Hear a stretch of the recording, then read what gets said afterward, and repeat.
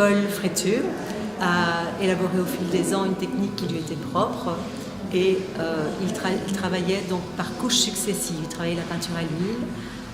Il prenait d'abord faisait son croquis. Selon le croquis, il réalisait une couche de fond en fonction des formes et il plaçait les couleurs selon le sujet qui allait venir.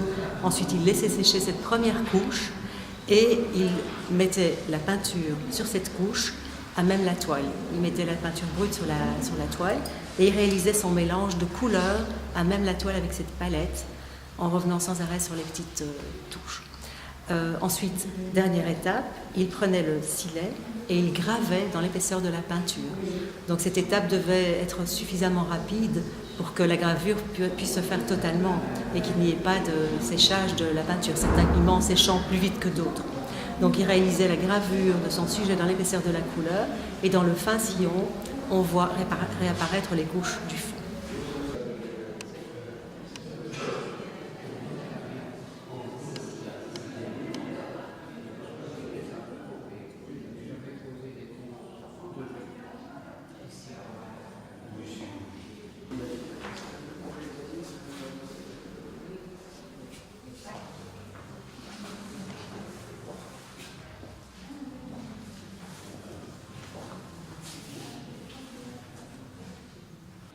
Voilà une œuvre que j'ai pu faire il y a une douzaine d'années.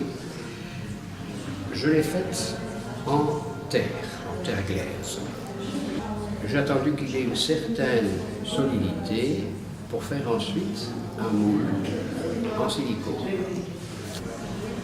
Et puis, on fait un deuxième moule sur ce silicone, un moule en plâtre.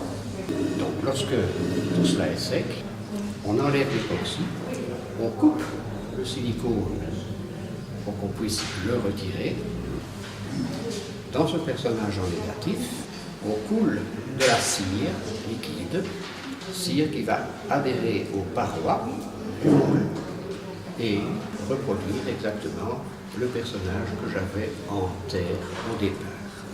J'envoie la cire chez le fondeur, on va couler les bronzes en fusion pour arriver à la pièce définitive.